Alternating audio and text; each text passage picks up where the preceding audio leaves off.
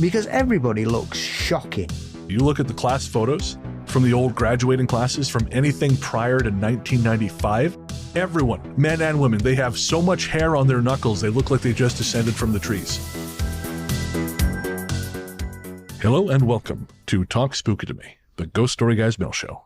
I'm Brennan Storr. I'm Paul Bestel. And this is our opportunity to hear from you, our audience. Paul Bestel, my friend, welcome back from the brink of COVID. How you feeling? I'm all right.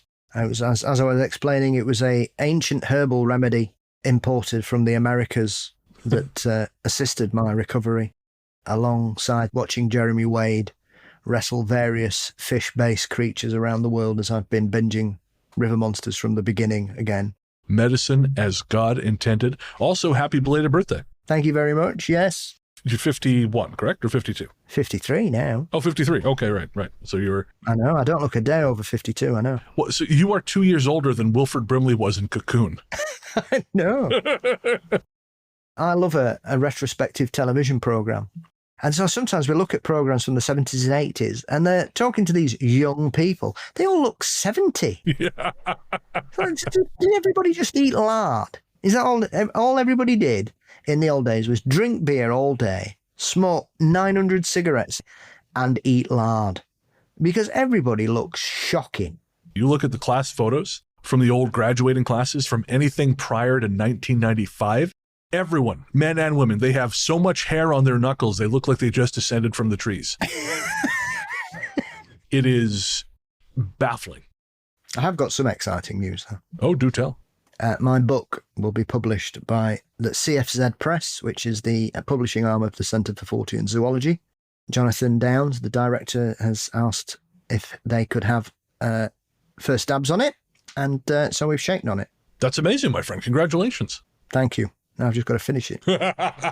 Do they sort of have like a release date in mind, or? As soon as possible. Oh, okay. So as soon as you can finish it. Yes, absolutely. All right. Absolutely. So I'm just waiting back for an email from the Society for Psychical Research, which will enable me to finish it a lot quicker. Fucking A, man. Well, that is very exciting. Paul's Poltergeist's coming to a bookstore near you. Yes. Hopefully it will be called The Forgotten. Oh, I like that. I would prefer Poltergeist, but The Forgotten is good too.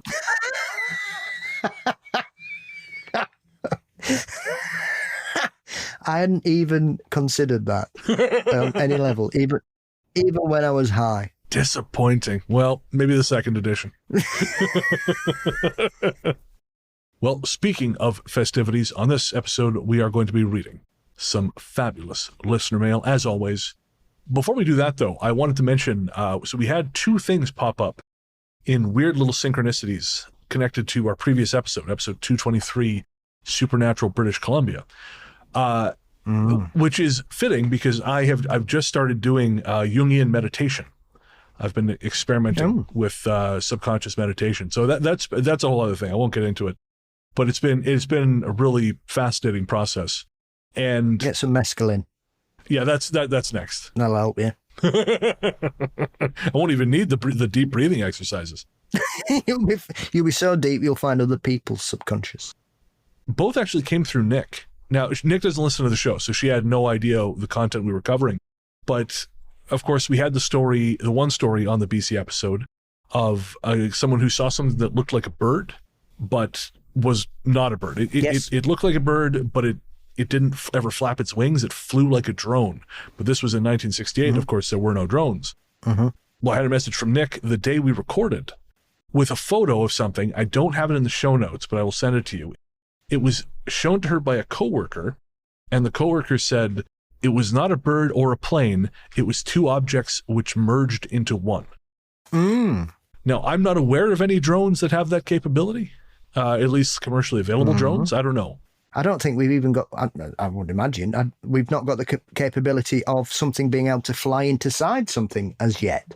So you haven't got like a giant bomber in the sky that a fighter plane can get in or whatever, because obviously you've got the braking distance and, G-forces and inertia going off. So we haven't got anything that remotely resembles that at all. And not even Lockheed Martin or Skunk Works, I would imagine, of anything of that nature at all.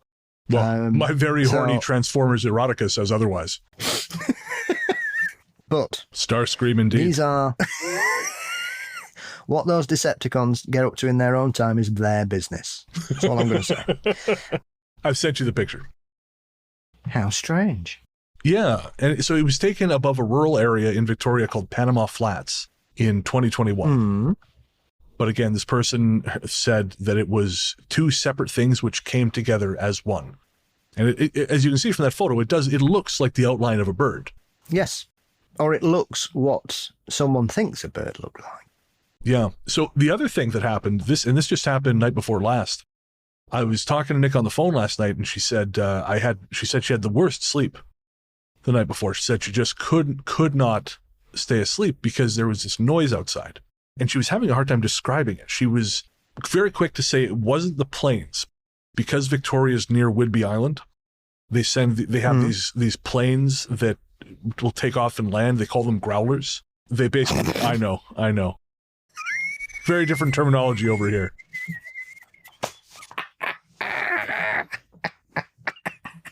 Oh, sorry. No. I knew it was coming, so I prepared. But seeing that in the sky.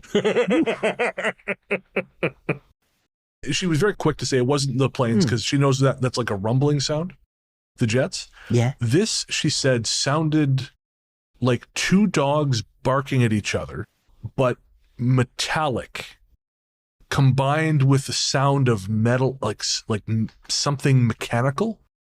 And it twigged in my mind. So I went back to the script from 223. And of course, we had that story from the Lower Mainland where a couple was out hiking and they heard what sounded like fake birds followed by mechanic. And so I read that description to Nikki and she goes, yeah, that's what I heard. She said it was dogs barking, not birds, but that's what I heard. So it sounded like this strange mechanical approximation of a natural sound. Yeah. Unless it could have been, when I introduced you to the concept of the Gabriel's trumpets phenomena, where people hear the end of the world sounding noises in the sky. It might have been a variation of that. Well, I'm thinking it has to be. It's got to be. It's something, because this is the second time we've heard of people hearing it. But I thought it was fascinating to have that happen, both these things happening so soon after we talked about them on the show. It's, again, just one of those odd little moments that sometimes happen where it seems like the world is kind of keeping an eye on what we do. I will keep you fine folks posted if something else happens. And if you folks have heard of anything like this, whether in BC or around the world, as always, ghoststoryguys@gmail.com. But until we get those messages, we've got a bunch of others to read for you. Our courteous and efficient staff is on call 24 hours a day to serve all your supernatural elimination needs. We're ready to believe you. All right. Our first message is from Janice. Janice says, "Hey, Paul, I love hearing someone else with a love for Jaws that I've had all my life. When you get a chance, if you haven't seen it yet, watch Jaws at 50, the definitive inside story. Amazing. Somehow I'd missed that the shark's name was Bruce. And that's when it clicked that the main shark in Finding Nemo is also named Bruce. A nice homage, I'm hoping. Friends aren't food. Hey, Bren, I've been binging the Engineering Catastrophe show also. Having been stuck on the old bridge that crosses the Mississippi River here, I don't want to think too much about who on the construction crew may have found out about his cheating wife before pouring the concrete or tightening a bolt. Oops, missed that one. Oh well. Just wanted to leave that with you. Have a good one. Keep it spooky. From Janice." Well, thank you, Janice. And yeah, no, I often think about that. I used to think about that a lot when I went on carnival rides. I thought about what substances were abused before this thing was put together. And the answer was all of them. Have you never been stuck on a roller coaster? No, not a roller coaster. I was stuck on, I think they call it the spider or the octopus or something. You're in like seats that kind of rise and then tilt. And Nick and I got stuck up in one with our seats tilted back, so our backs were parallel to the ground. I do not recommend this. I agree. Yes, I had a terrifying day at Alton Towers once where we got stuck in the black hole, ironically, for about 40 minutes. And it, as you may gather, it was black, so we couldn't see much. And someone kept breaking wind. It wasn't fun. I'm really sorry. I tried to stop.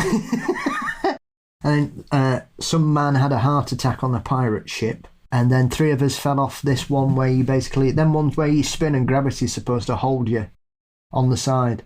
Well, it doesn't always hold you. That's all I'll say. That was a friction burn. Was this all the same cursed day? Yeah, this all happened within about 2 hours. I had somehow managed to get in for a child's fee, because at the time I was 17 and I got in for under 14s, which was remarkable, really. And I'd like to thank Alton Towers for that gift at that time. I don't know, man. I think I'd rather pay adult price and just not have the shit beat out of me by all their machinery. Yeah, it was a good day. Glad to get home, though. Yeah, I bet it was. Jesus Christ. Speaking of Jaws, actually, did you make it to the screening? The 50th anniversary screening? Wasn't that pretty? Oh, man alive. I love that film. Honestly, I of course I've seen it many, many times, but seeing it again on the big screen, all spiffed up, it's like seeing it for the first time. It was just an incredible experience. I saw it in IMAX at Cineplex here last week and just loved it. It's just an incredible work of art still. And I've always said it's I think the thing that makes it so good is the fact that the shark didn't work. You'd never know. I was watching for it in this time. I was just like, let's see, if you can see any shots where the shark looks like a giant piece of shit. And it doesn't. Honestly, it looks better than it did in the subsequent films. Well, yes, obviously the third one's famous for just having that piece of stock footage that it's a shark going like that, and they just move it across the screen towards them. And everybody's going, ah! And the shark's just going, terrifying. Yeah, the shark in that one looks like the baby in that American Sniper film Clint Eastwood did. Don't know if did you ever see that? No. Oh, you haven't? Oh, yeah. So the character's wife gives birth, and they used I guess what happened is they had two babies lined up to play the role of the newborn. For whatever reason, both babies couldn't make it that day. So Clint Eastwood basically is like, we're using the doll. And I shit you not, man, if you watch the scene, you can clearly see it as a plastic. It could not be any clearer, a plastic doll, if they pulled the string on its back and it went, there's a snake in my boots. It's comical. In a film with a budget of, probably 60 or 80 million, or something like that. And that they still had a plastic baby, a clearly plastic baby. It is hilarious. Brilliant. Oh, well, I wasn't aware of that. I have seen, for some reason this week, I've seen the John Travolta dummy in Broken Arrow about 6 times on Instagram. And someone's, obviously the bit in Broken Arrow at the end is when the missile comes through and kills him. Yeah. But someone slowed it down. And so there is basically, as the scene cuts, you see the dummy stood there. And it's quite, they've certainly tried to make it look like him. Right. But it obviously looks like a really bad waxwork. And then obviously it just gets blown up with it. So if you want to see John Travolta as a dummy, just look for that on Instagram. Or watch Battlefield Earth. Oh, well, quite a lot of his films he's made over the years. He has made some shite. Yeah. Gotti. Oh, man. Gotti, yeah. Speed Kills. I mean, he is incredibly camp in The Punisher. Yep. As well. He's just eating the scenery in that. Yeah, I feel like he reached a point where he just, I don't know, he stopped caring or he just thought, fuck it, I'm going to go for it. I'm not going to get another Pulp Fiction role. Maybe it was after Edna in Hairspray. He just thought, I want to play every role like this. This is who I really am. Because there's a movie, it's based on a true story, I think it's called Speed Kills, but it's truly terrible. It's one of these, I'm certain, like some kind of money laundering situation. But in the end, when his character is indicted or is about to be arrested for killing Speed or whatever, they issue a subpoena for it. And it's like typed across the screen while other events are playing out, but they misspell subpoena. It's as big as the screen. You can't not see it. And it's subpoena. And so Nick and I, we just kept going subpoena to each other for weeks afterwards. And even now, sometimes you want a cheap laugh, we'll just throw that out there. It is a truly terrible film. I can't remember the last film I watched him in recently, to be fair. I watched one, I want to say White Elephant or something, that he shot in Hawaii either during the pandemic or just after the pandemic. And honestly, it may as well be a documentary about middle-aged guys, or I guess they're past middle-age now, but sort of like pensioners cashing checks, because that's essentially what, like, it's one of those films that was so far at the end of Bruce Willis's career, it's very clearly someone else dubbing his voice because he was unable to perform. So it's just a very depressing film. It's a lot of very talented people who got together, who are all past it, because the director's what's his name, Chuck Russell, who did Eraser and The Mask, so who's done some pretty high profile films in his time, and now he's shooting this college production with the ghost of John Travolta's career, and the guy doing Bruce Willis's overdubbing. It was sad. Not as sad as The Poison Rose, which stars Morgan Freeman and John Travolta, but still pretty sad. I suppose you've got to keep taking these roles if you've got to give 30% of your pay packet to the Thetans. That's it, yeah, and the rest of you got to use to pay off all the masseuses to stop blowing the whistle on you. Next up, Alicia writes, "Hi guys, love the podcast. My mum told me this story when she used to babysit back in the 1970s at an old house along the Grand River. She just put the kids down for the night and was watching TV with the family's small dog. Suddenly, the dog started barking up the stairs to the large window that was at the top of it, and there my mum saw a woman at the top of the stairs looking out of the window. She then scoops up that little dog and held it until the parents came home, and she never babysat for that family again. Thank you, Brennan, for having a beer with my husband, Trevor. It meant a lot meeting you, and I hope you and Paul have a wonderful whatever month you read this in. Thank you, Alicia." Yes, thank you. And thanks to Trevor, who had a wonderful time. We hung out at Storm State Brewery, not far from my apartment. Cool. Yeah. And, funny enough, the first stories that got me interested in writing strange was my aunt having a story at a house where her friend was babysitting. They went upstairs because they heard this thumping sound, and this girl was like freaked out because she heard the house was haunted, and so they go up to check on the dog. All three of them, my aunt, her boyfriend, and the babysitter, go up to check on the kid. And of course, the kid had just rolled out of bed. So they go downstairs, they get comfy, and then the babysitter opens the curtains, and the curtains overlook the riverbank. So there's like the house juts out. There's nowhere to stand, but there was an old man standing there looking in the window. And yeah, exactly. Whoa! I've seen enough of that. I'm going home. I'm not. You know what? It's only a river. Fuck that. So yeah, she was floaty Jeff. Yeah, she was fucking terrified. So she made my aunt and my aunt's boyfriend, my uncle, I guess, stay until the parents got home, and she never babysat there again. And I actually, years later, I spoke to the people who lived there at the time, and they said, "Oh yeah, it was a real problem. You couldn't get babysitters because as soon as babysitters find out your house is haunted, you don't get babysitters." Yeah, Funky Frank was a right fucking weirdo. Yeah, just kept perverting through the window. Dirty Frank. All right, next up, this one comes from Reddit. This is from Think Scheme. And of course, we're on Reddit as r/Ghost Story Guys podcast. Think Scheme says, "I was wondering if anyone knows what episodes feature Men in Black stories or discussions. I feel I remember hearing them, but can't remember when and where. I just had to explain to my daughter's dad that the X-Files were bringing up the Men in Black because it's an actual thing that happens, and not because of the Men in Black movies. He thought that every time Men in Black were mentioned in anything, it was in reference to the movies." And I replied to Think Scheme there, but I thought folks might like to know this. So basically, our scripts only tell stories, our scripts only have the stories, so it doesn't really have everything we say. But we did tell a Men in Black story in The Haunting of Poland, in episode 206, One Big Haunted Family, 133. Although I don't actually remember whether we did that or not, Paul, because that was a compilation episode where we played stories from a bunch of other people. So I don't remember if we actually told the Men in Black story on that one or not.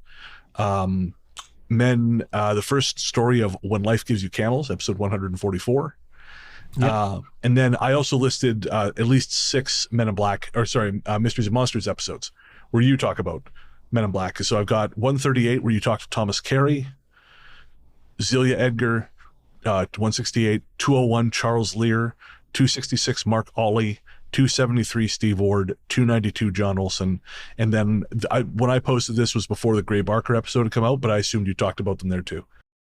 Oh, of course, absolutely. You couldn't mention Gray Barker and not. But yeah, it is surprising how people... I suppose it depends how much you're interested in ufology, really.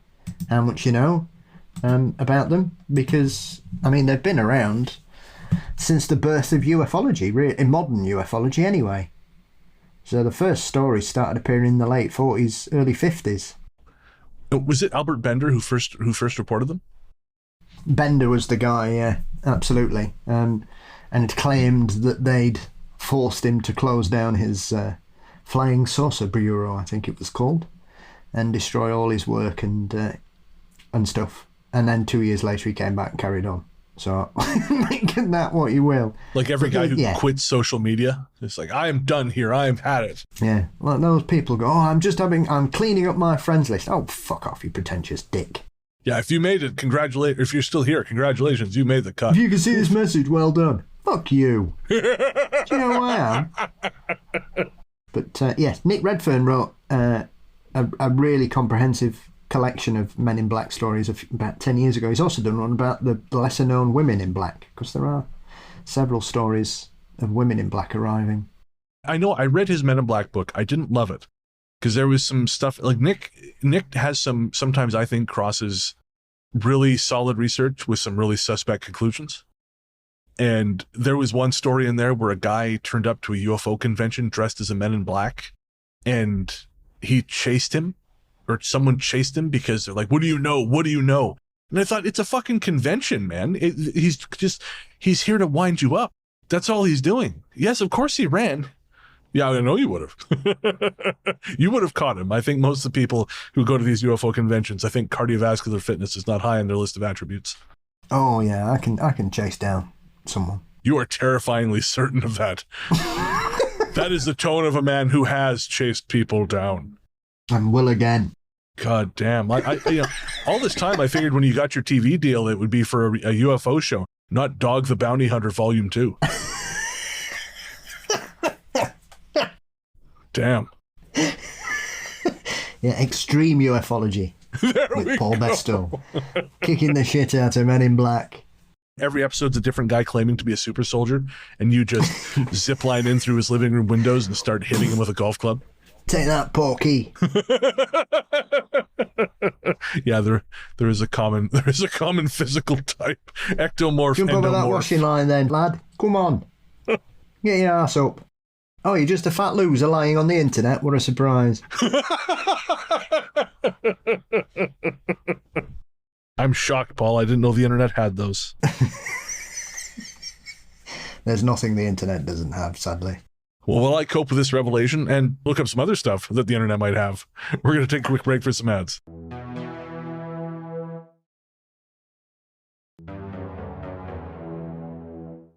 All right, welcome back. Before we get started and Paul reads this next one here, I want to mention we had a message from our patron, Yana, regarding the Naked Gun and how you have just not laughed at all at any of the jokes in the previews. And she says, who hurt you, sir? Who hurt you? Bad writers. That movie's so funny. It's so funny. I love the first three, and there will always be three. Oh, missing out, man. It's like Alien. There's only two of them. 4 Rambos. There's 5 Rockies if you don't count the 5th, because Rocky Balboas are not bad. Yeah, no, I enjoyed Rocky Balboa. Creed and Creed 3 are good. I haven't bothered to watch Creed 2. Yeah, there's 2 Predator films, Predator and Prey. I don't know, man. I stand Predator 2. I like Predator 2. And honestly, I'm too sweaty. Oh, I love how sweaty it is. Danny Glover, he's like, it's the middle of a heat wave. He's got wool trousers on. You know what was really good, actually? Cotton. Was, or linen maybe even. Yeah. Linen trousers, always a must for a man in a hot climate. I recommend them highly. I recently watched Predator Killer of Killers. It's that animated film, and it's really good. I was really surprised. Dan Trachtenberg, I think, was the guy who created that, same one who directed Prey in the upcoming Predator Badlands. And that guy seems to know the franchise. He knows what works and what doesn't.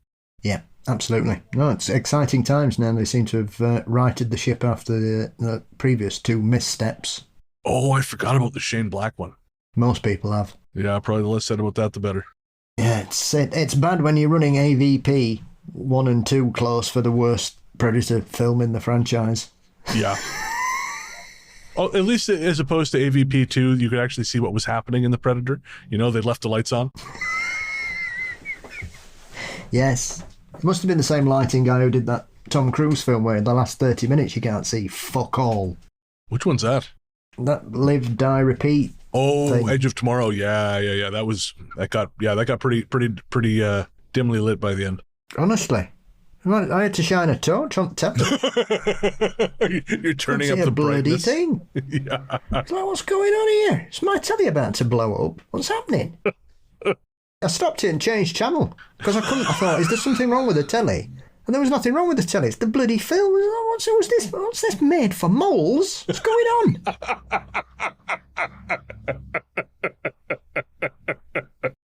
I never even knew they went to the cinema. Also made for moles was the last 30 minutes of The Wolfman. The back half of that film is basically just radio theater. Which one, the latest one or the Benicio del Toro? The latest one. I was going to say, because it does get dark in Derbyshire, but I don't think it gets that dark. No. This one is, it's like your friend telling you about the end of a movie. Expecting Orson Welles to start talking about Mars. Exactly. Yeah. Like when I went to go see 65, that insane dinosaur hunting movie with Adam Driver in it, the film stopped working for the last 20 minutes. So it was just the sound. And that was more comprehensible than the last third of Wolfman. Is it like that Tom Cruise trailer for The Mummy that they accidentally released? Oh, I don't think I know this story. So they released a trailer with no special effects or soundtrack on it. So it's basically just people going, ugh, oh, ah, oh, as they're like being thrown about and everything. It's still out there if you look for it. It's legendary. Oh, no, man. Everything that could go wrong with that movie did. I was quite excited for it. I'm still yet to brave to watch it, I have to say. Oh, wow. In a way, I envy you. It's times like this I'm really glad that I'm an original Universal's monster snob. Because I just don't bother. I don't care. Yeah, I wish I'd done that. Next up, Rue 543 says, food for thought as always. Great show. Thanks, guys. Recently heard the back catalogue Soraya covering Seth. Have you considered covering, or especially the considerations of who or what Seth is? Keep up the good work. So thank you, Rue. And Seth is one of those sort of channeled spirits. They were channeled in a house in somewhere, I want to say somewhere near where Soraya lives up in northern New York State. It's not really something that falls within our wheelhouse, like it's more kind of channeled information, as opposed to firsthand stories. But I did reach out to Soraya and I asked him what episodes would be good for someone who wanted to learn more about Seth. Because again, Soraya is very much into that. He's got other people on the show who are very much into that. Paul and I know I wouldn't say nothing about it, but not much, and certainly not enough to make it worth sharing the information. I think you're probably better off getting it from someone who actually really is kind of really invested in the writings of Seth. So the episodes of Where Did the Road Go that you can listen to get this information are Seth and Jane Roberts, part 1 of 2, December 30th, 2023, Seth and Jane Roberts, part 2 of 2, January 6th, 2024, and The Seth House, March 15th, 2024. And that is, Elmira, New York is where the Seth Museum is located. And if you want to learn more about the teachings of Seth, then that is the place to go. Ronnie says, hi, Paul and Brennan.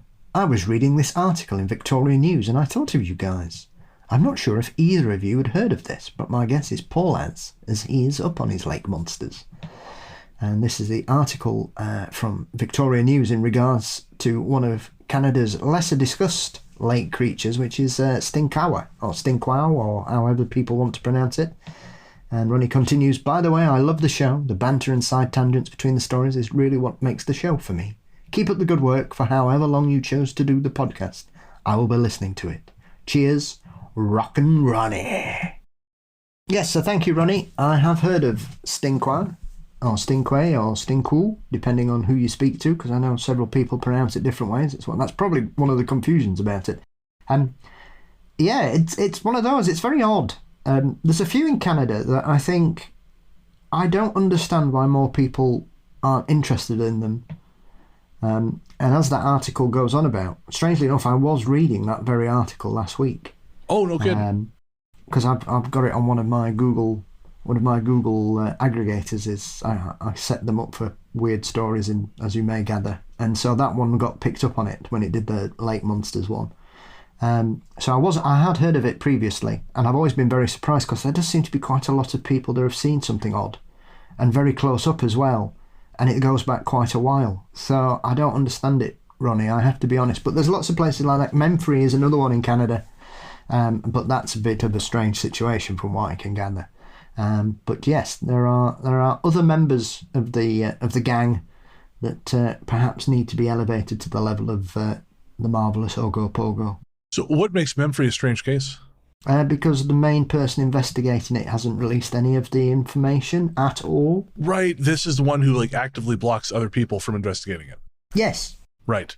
And so witnesses have never had their stories shared because for some reason she's collating and keeping hold of them all, which I just do not understand. And I've heard that from 3 other researchers. I've heard this in reference to other, not necessarily the paranormal, but I've heard this in reference to other situations where one of the people involved will say, well, I'm writing my own book, so I'm not sharing my story or any of my people's stories because one day I'm going to write my own book. And of course, they never do.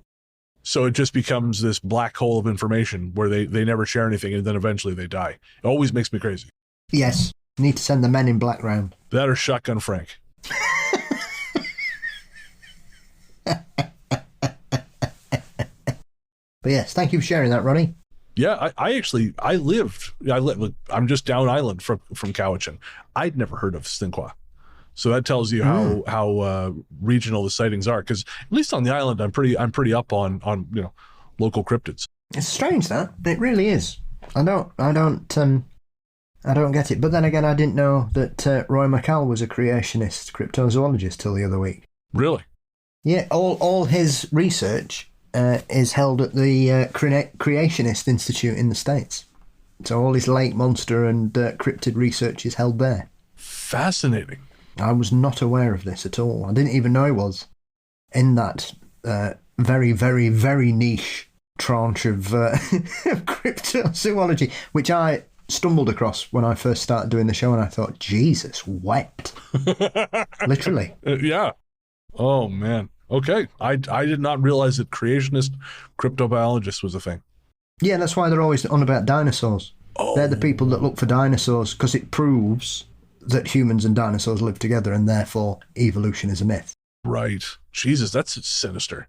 Yeah. So that's why they're very, very progressive in promoting Michaelia Membe and trying to hope that none of us understand what the word ropen means in the Pacific Islands, because it doesn't mean pterodactyl, it means big bird, and therefore any big bird is a ropen or a dinosaur, you dickheads.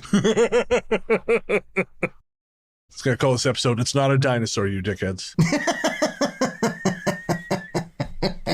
Yes. All right. Next up is from Zoe. Zoe says, hello, Brennan and Paul. I've been thinking about writing this email for a while and was finally able to write it while listening to the show. You usually keep me company on my commute.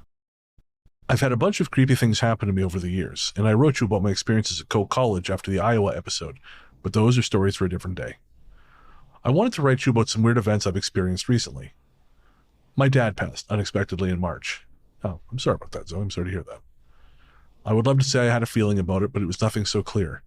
What I did have was the urge to re-listen to a story arc from a horror fiction podcast that discusses the death of a parent and the feelings of remorse and inadequacy that surviving children can feel. The day I finished the story, I got the call from my aunt that my dad was in the hospital. The rest of that week is a blur of preparing to fly out to see him for what I knew was the last time.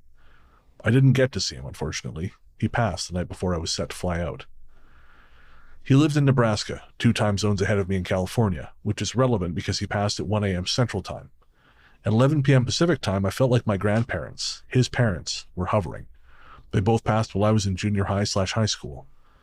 When my aunt told me when he passed, I realized his parents were stopping by before they came to pick him up. My aunt arranged the funeral, the sale of his house, all the bureaucratic things that come with someone's passing. I don't know how I could have managed without her. I moved in a fog of grief for weeks after he passed. I'm still not out of it all the way. The grief got a little easier to bear after a dream I had. I don't remember much about the dream. What I remember was walking across the raised alleyway that separated my dad's backyard from the equipment field behind it, and down the slope into his backyard with its tall grass, full garden, and DIY greenhouse. On the back porch, standing there and smiling, was my dad. I broke into a run and threw my arms around him like I hadn't done since I was a little kid. He hugged me and told me he loved me. I don't remember what else we talked about, but I woke up feeling like I had finally gotten to properly say goodbye. It's like you guys are always saying, sometimes we get the visits we need, not necessarily the ones we want. I don't think I'll ever stop missing him, but every day it's a little easier to exist in a world without him. Thank you both so much for your frank and kind discussions about grief. This show has been one of the things that has gotten me through this. Keep up the good work, Zoe. And Zoe, thank you so much for sharing that with us. Again, I'm sorry for your loss. I cannot imagine how hard that must be. You know, as I've talked about in the show, when my own father passed, I didn't find out for months. And we only found out because my sister did a Google search for his name just to see what came up, and his obituary came up. You know, because I guess we were estranged for so long, and he was not a great guy. So it didn't hit the same way. It is tough sometimes. Yeah, but it's a beautiful dream, Zoe, and I'm happy that you got to say goodbye. That's a blessing. Absolutely.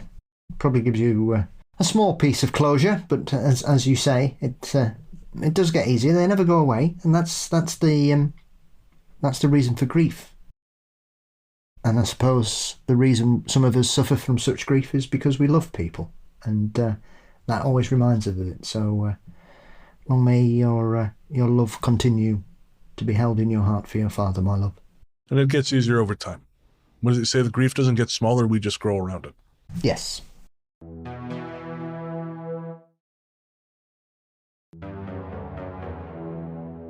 Our last message today is from Becky, who writes, I've been listening to the show for quite some time after being introduced by a friend and co-worker of mine. Granted, I'm not a huge podcast listener in that I don't listen to shows too often, but I'm getting better. I'm actually into your 2021 shows now. Ha! Lately, I've been binge listening, and the Ghost Story Guys was my constant companion on my drive to Madison, Wisconsin. I've been to Madison before for work, but I never really did much. This time I decided to go on an adventure to an estate called Taliesin. I love history and all things old, but admittedly never knew much about Frank Lloyd Wright, other than the fact that he was an amazing architect and built incredible things during his lifetime. Having the opportunity to tour the estate was quite an experience. It has taken me a little time to wrap my head around it, and I even tried to just put it out of my mind, but I can't. Again, I never knew much about Frank Lloyd Wright and his personal life, and this entire tour was a way for me to pass some time and get me out of the hotel. The estate is beautiful, huge and quite grand. There are still people who live in certain sections, but the main home we saw is uninhabited. Walking into the drafting room was very interesting, and there was a lot to see. As we progressed and went into the living room of the home, I started to feel ill. Not just a, wow, it's really hot and humid type of ill, but something I've never felt before in my 40+ years. I've been scared before, and this wasn't just a nervous, scared feeling either. This was absolute dread. My head started pounding. I was shaking, and I was thankful that I could kind of hide within the tour group and just not be noticed. A couple of times I thought I saw something out of the corner of my eye, like a person walking where there were no people, but it was such a quick movement that it could definitely have been my imagination. There was a little spot off the living area with a seating spot and the area by an old piano that really gave me an internal freak-out. After spending about 15 minutes in this area, it was time to move on, and it was at this time that the tour guide got very serious and told us about the tragedy that occurred in the very spot we were standing. Apparently a man that worked in the home murdered 7 people, including 2 children, back in the early 1900s. We then left the living room, side room area, and I immediately started to feel more grounded and better. I never felt that way again for the remainder of the tour. I've not looked into the story of the murders, and while I probably will someday, since I love to read, this really rattled me. I can say with certainty that I will never visit the estate again, even though I originally wanted to go back for the longer, more in-depth tour. I'm attaching a couple of photos of the areas I thought I saw a person taking right after I thought I saw someone, so you can see there's no one even close to being around. I think next time I'll just stay in my damn hotel room instead of venturing somewhere new. Thank you for your show. It's amazing and I enjoy every single episode. Warmly, Becky. Well, there's a very quick way to my heart, and that is to mention Frank Lloyd Wright. Yeah, when she mentioned the estate, you lit up like a Christmas tree. Yeah, I love his work. I just find his architecture amazing. Are you familiar with the story of this murder in Taliesin? Yeah, it was his wife, well, his partner that was murdered, one of the 7. It was a housing assistant, a man called Julian Carlton, I believe. And he went bananas, and he killed Wright's partner with an axe, 2 of their children, and 4 other people that were staying in the house. He attempted to commit suicide by drinking a large bottle of sulfuric acid. Oh, God. Which didn't kill him, but damaged his throat to the point that he was unable to ingest food or water, and he died 7 weeks later of starvation. Wow. But other than that, I don't know much about it. No, I can tell. It's one of those stories I don't understand why more people don't know about it, because it's Frank Lloyd Wright. Well, that's what I thought was interesting. Like, I have a passing knowledge of Frank Lloyd Wright, but this was a complete surprise to me. I was not aware of this at all. She had a very strange name, but they weren't actually married. I think Wright had left his wife, and she'd left her husband. And so in 1914, they were living in sin. Gasp. And then, she was murdered by one of their servants. Jesus Christ. Horrific. Once again, axes in early 20th century American murders in Wisconsin. What's going on? It's why they sell so much cheese now. It's the only thing that keeps them pacified. The only way they can control the raging spirit that dwells within them. It is strange, because there are cases like this, and I don't... I mean, obviously I don't listen to that much true crime. There's a couple of shows I love, like All Kill and No Filler with Rachel and Kiri, and Morbid with Ash and Elena. But I was talking to John LeMay, and we've just done another episode about Haunted New Mexico, which is his latest book for the History Press. And there's a massacre in that I'd never heard of. Oh. And I can't remember what it's called. Oh, what's it called now? Hang on a minute. Bonito City Massacre, which essentially is the same thing. 7 people were murdered, and the only survivor was one of the daughters of the hotel owner where this guy was living, and nobody bothered interviewing her afterwards. She just moved away. So we don't exactly know what happened, and so some people have made all kinds of stuff up. But the general consensus is he was a gay man who was having a relationship with one of the other residents of the hotel, who decided to end it and return to his wife. And at that point, he went mad and murdered the hotel owner, his wife, 2 of his sons. He shot the daughter, she survived. He killed the man he was in love with, and then he went on the street, shot 2 other people. However, during this period, he also knocked on somebody's door and said, "I'm really thirsty, can you make me a coffee?" And she did. He said, "If you make me a coffee, I won't kill you." And he was as good to his word, but he was so shaken with the adrenaline flowing through him, he couldn't hold the cup. So the lady had to hold the cup for him to drink from, and he said, "Thanks very much," went off and shot somebody else. And they eventually corralled him in a barn and killed him. But after that, people were saying, "Oh, he's some kind of drifter." But he wasn't. He was a long-term resident of this particular hotel. The site is now under a dam, so you can't actually visit it, but there are supposed to be ghosts in that particular area. But I'd never heard of this either. And so sometimes you wonder, why is it because Frank Lloyd Wright is a celebrity. You know, he's one of the greatest modern architects, if not for me, one of the greatest modern architect of the early 20th century. Why more people don't know what happened to his partner and their children, I don't know, because it's horrific what happened. It's terrifying, and it changed his life forever. He was never the same ever again. I mean, obviously, of course, yeah. He became, as many people say, he became so driven in becoming the architect that we know and love, because this happened, I think, in 1914. So it wasn't even before he started to really get famous, but he'd obviously started at this point with some of his he was bringing European ideas over, which is how he met his partner, actually. I think she was a translator.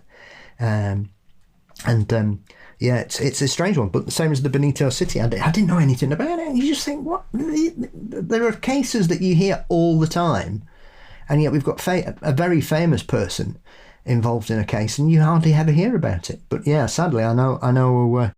Yeah, tragic, and one can only imagine what he thought about those events, because who knows what would have happened if he'd been there as well. And Becky, I'm fascinated by your reaction to that, because that's a long time for something so sinister to kind of stay and like collect in one place.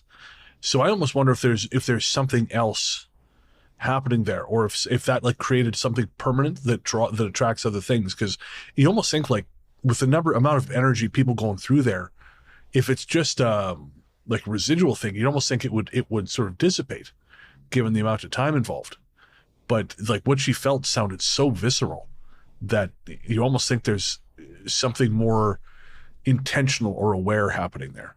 I mean, I suppose the only disappointment would be that Becky went on her own. She didn't go with friends, because it would have been interesting to see how many other people, because that's the thing, if you're in a tour group, you've no idea unless you know them how everybody else is feeling. And maybe Becky wasn't the only person to have that kind of emotional reaction to that particular spot. That's true. Because she didn't know anybody, she wasn't able to sort of share the emotional responses she was going through. But there certainly seems to have been something that triggered it. And to then discover, you know, like I say, it is well recorded. You can read about the awful details to your heart's content. There's that many articles about it. You can find the original newspaper reports from the time where he was arrested and charged with murder. And like I say, they didn't get a chance to hang him, because they would have hung him.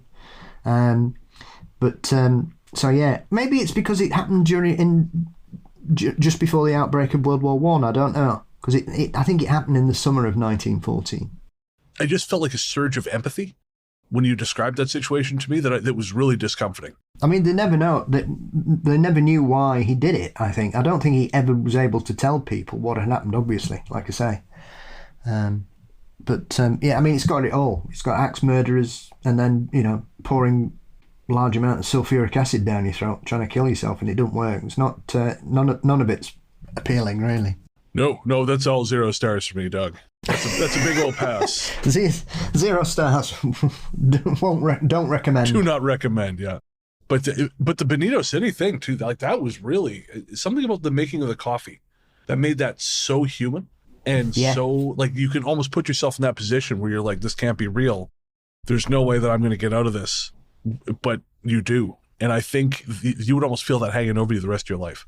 Well, that was one of the things as well, because people said, oh, he'd completely lost it, or some people claimed that he must have had a breakdown, or he'd been possessed, or something of that nature.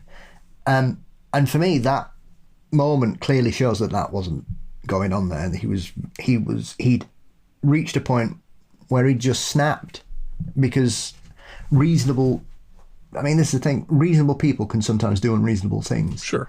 And still maintain a semblance of normality to it, and that was perfectly it. But the fact that he was shaking so much, to me, simply says that he was just pumping full of. I mean, he might have had some of, I don't know, Dr. Knocker's magic tablets, which are probably like 100% proof coke. Yeah, I was gonna say, just like old timey methamphetamine. What was it? Pervitin? Was that? Yes.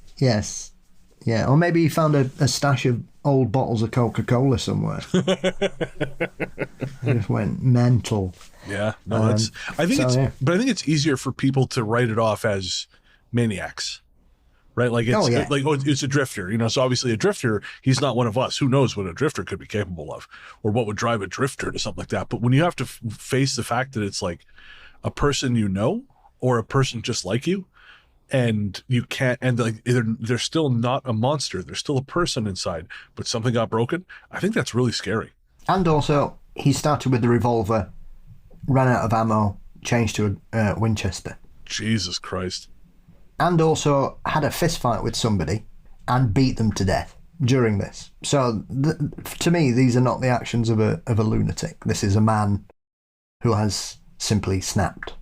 Oh, 100%. But yes.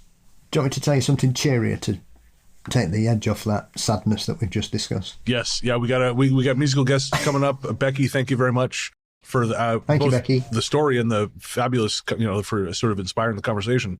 Paul, bring it all home. Okay. Have you heard of the Jules Verne race?